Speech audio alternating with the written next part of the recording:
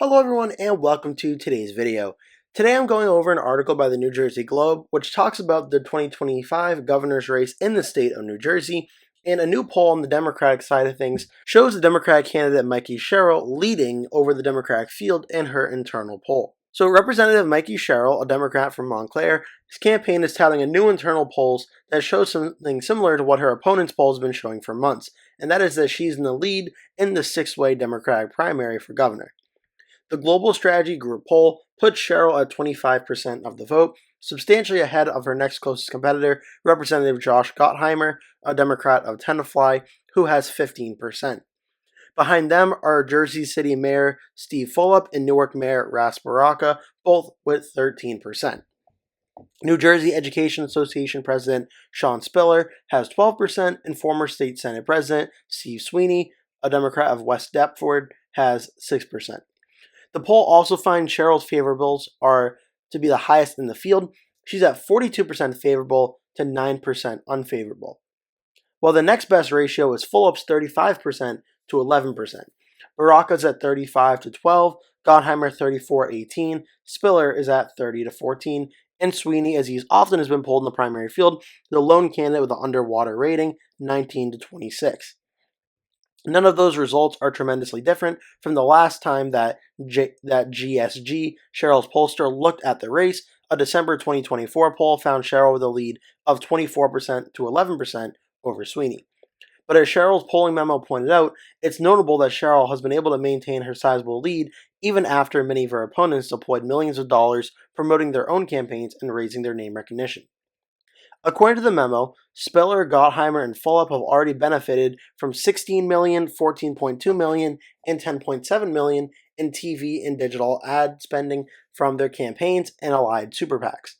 Sherrill and her super PAC, by contrast, have only spent $120,000 on paid communications thus far, accounting for 1/100th of total primary spending. Per the polling memo, though that's not counting the million she spent during her 2024 congressional re-election bid on ads boosting her profile. The spending data cited by the memo was not able to be independently verified by the New Jersey Globe, nor does it include some money spent on the more analog forms of campaigning, such as mailers or canvassing, which, if you are a follower or fan of elections, you would know canvassing and mailers are often a very crucial component of trying to get the candidate's name out there. Despite months of opponent spending by 5 other candidates, opponent Mikie has continued to lead in all public polling, including in our most recent poll. Not only have our opponents failed to persuade voters with millions in spending, but Mikie's base remains loyal thanks to her lifetime of service to the country and New Jersey in years of winning competitive races, which have resulted in high name ID and strong favorability rating. The poll is the 12th internal poll to be released so far of the Democratic gubernatorial primary. Spiller, Baraka, and Fulop and their allies have all released multiple prior polls on the field as well. Every single one of them has found Sherrill with the lead, though they frequently disagree on how big that lead is or who's in second place behind the Congresswoman. There has been one independent poll of the race, a January poll from Emerson College, who I've gone over in my channel multiple times. I often look at their polls and trust their polls very well. It has put Sherrill in the lead, albeit with just 10% of the vote. A whopping 56% of respondents to the poll, which was conducted before many of the candidates began spending money in earnest, were undecided. With a multi-way primary for the Republican nomination also underway, it also remains a mystery for now what the general election landscape will look like. And there's been no publicly released polling yet of hypothetical general election matchups. Today's memo, though, promoted Sherrill as a 4-term Congresswoman and Navy veteran who flipped a GOP seat in 2018 as the strongest Democratic candidate in the field, or the Democrats could field. It is critical that the Democrats' nominee is a candidate who can not only energize the base, but also win over unaffiliated voters and moderate Republicans, the memo states. New Jersey is a must-win state in 2025, and Mikie is the candidate who can ensure it remains blue and a bulwark against Trump, Musk, and the MAGA Republicans. The information for the poll itself was Global Strategy Group poll conducted between April 6th and 8th with a sample size of 600 likely Democratic primary voters. Sherrill's memo did not cite a margin of error for the poll. So the 2025 New Jersey governor's race is really starting to heat up, and that's because the primary elections are scheduled to take place for both the Democrats and Republicans on June 10th, 2025, which may sound like it's far away, but when you look at it, it's really under 2 months away. So this election is starting to heat up very, very quickly. And as the article mentioned, it's completely wide open on the Democratic and Republican primary side of things. As the article alluded to, but I'll just mention again, there are a bunch of candidates running on the Democratic side, including Ross Baraka, the mayor of Newark, Stephen Fulop, mayor of Jersey City, Josh Gottheimer, U.S. Representative for New Jersey's 5th District, Mikie Sherrill, U.S. Representative for New Jersey's 11th District, Sean Spiller, president of New Jersey Education Association, and Stephen Sweeney, the former president of the New Jersey Senate. So there's 6 Democratic candidates running on the Democratic side of things right now. There was a county convention results as well. Please, if you're from the state of New Jersey, educate me on this. I'm not sure if this plays any effect on the primary. I don't believe it does. But in that primary, or in that county convention results, Mikie Sherrill did end up winning after round 1. I believe it's kind of like a ranked choice voting system. Mikie Sherrill did end up winning that. So I don't know if it really matters when it comes to actually winning the Democratic primary. I don't believe it does. But it does show who the Democratic Party is supporting at least a little bit in this poll. And it does show that Mikie Sherrill did win that. As for the overall polling right now, we do have actually a good number of polls going back to about March of 2024 in this race, all of which obviously they're Democratic polls, so most of them are Democratic internals, except for the Emerson poll. But in every single one, Mikie Sherrill has held a lead over the rest of the Democratic field. The main thing I'm watching here is I agree with the article and the polls so far. It does seem Mikie Sherrill has a lead in the race. The question will be, there's still 16% undecided. So as a neutral observer here, I'm looking at, okay, well, who's in second place and do they have enough support to try and catch Mikie Sherrill?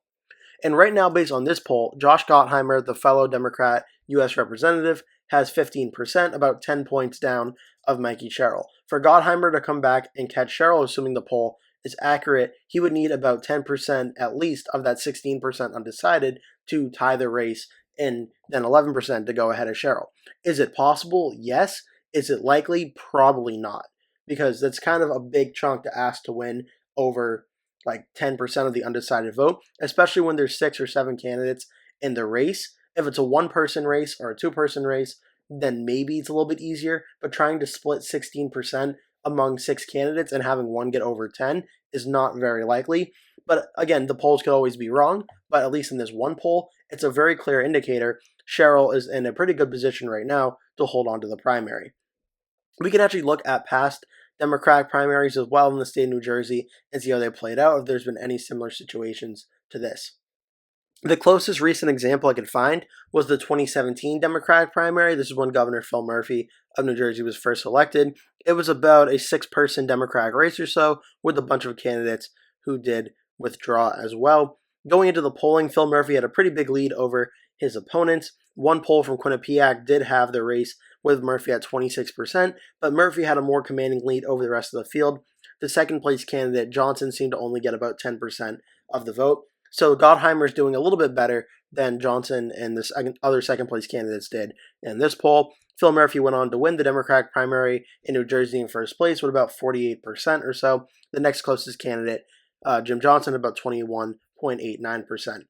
So as for what that could mean for 2025, it seems this race is a lot closer and more sort of spread open than the 2017 one, but I think going into it right now, I would fully expect Mikie Sherrill has an advantage. The question will be on election day what the votes end up being, but I do think Mikie Sherrill certainly seems to be the odds-on favorite to win the Democratic primary as of now. While we're talking about this race, we can also look at the Republican primary, where we have also had a bunch of candidates withdraw as well. But on the Republican side, we have Justin Barbera, a New Jersey 3rd Congressional District candidate in 2024, John Bramnick, a state senator in New Jersey, Jack Ciattarelli, the former nominee for governor in 2021 and candidate in 2017, and Mario Kranjak, former mayor of Englewood Cliffs, and Bill Spadea, radio talk show host, nominee for the 12th District in 2004. Let's see now what polling, if there is any, for this one. I'm just going to close the endorsements to scroll a little faster here. The county conventions for the Republican counties in New Jersey show that Jack Ciattarelli pretty much won unopposed in all of them, except for Ocean County, which voted for Bill Spadea, and then the rest, I believe, all went for Ciattarelli. Nope, Mercer County also went for Bill Spadea. So On the primary polling side of things, Jack Ciattarelli's been leading pretty much consistently in the 3 polls that have been done. Ciattarelli in the most recent poll had 42%, Spadilla had 13%. Emerson College back in January, also I believe non-affiliated poll, for this one has Ciattarelli at 26 and Bill Spadilla at 13, but still 47% undecided. And this one, it seems like both the Democrats and Republican primaries have a leading candidate, Ciattarelli for the Republicans, and then Mikie Sherrill for the Democrats. The question will be, though, there's still a lot of undecided vote in both primaries. How does that undecided vote end up playing out? But right now, it seems both of them are favored to win their primaries. As for the general election itself, right now the Cook Political Report and Inside Elections has it listed as lean Democrat. Big reason for Republican motivation is going to be the 2024 election when Kamala Harris won the state by 5.9%. That was much closer than expected. And back in 2020, Joe Biden won the state by almost 16%. So going down from 16 points down to about 6 points have given the Republicans some optimism in the state of New Jersey. You're seeing a lot of Republican flips in like Cumberland County, Atlantic County, Gloucester County, and even up here in Morris and Passaic, Democratic areas that went blue back in 2020 and went blue in 2016. Trump was able to win them in 2024, giving some Republican optimism for the governor's race. Just a brief look at the past governor's races. In 2021, we saw New Jersey vote for Phil Murphy over Jack Ciattarelli by 3.2%. That was also a very close race. Ciattarelli doing pretty similar to President Trump. Maybe the margins were better in some of the same areas, but won a lot of the same counties that Trump was able to win. So that's some optimism for Republicans in New Jersey as well. 2021 was obviously a great night for the Republicans. Virginia flipped for Glenn Youngkin, the Republican. In New Jersey was very, very close.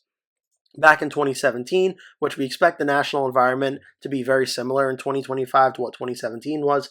This was after President Trump, his first term, getting elected as office. Usually these elections are a rebuke or repudiation of the incumbent president. And in this election, Virginia voted for 9 points for the Democrat, and New Jersey voted for 14 points for the Democrat Phil Murphy over the Republican Gaudiano.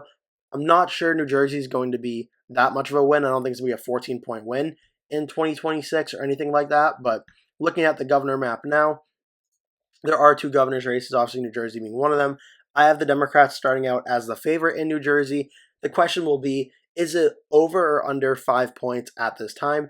I have New Jersey starting out as likely Democrat, meaning I have it going Democrat between 5% and 15% margin of error. I think New Jersey definitely could be a lean Democratic ranking. I can certainly understand and am considering putting in that ranking, but likely Democrat for now because I think the Democrat ends up winning somewhere around like 6 to 7 points or so, something like 53-47 or 54-46 when everything is said and done. I think Democratic enthusiasm is going to be really high in this race in trying to push back against President Trump and his administration, and I think that's going to lead to New Jersey electing another Democratic governor. But I'm interested to hear what your thoughts are. Leave a comment below telling me how you think this race is going to go and this situation. Make sure to hit subscribe. I post 2 new videos every single day at 3 p.m. and 5 p.m. that you're not going to want to miss. Again, thank you so much for watching. I hope to see you in the next video.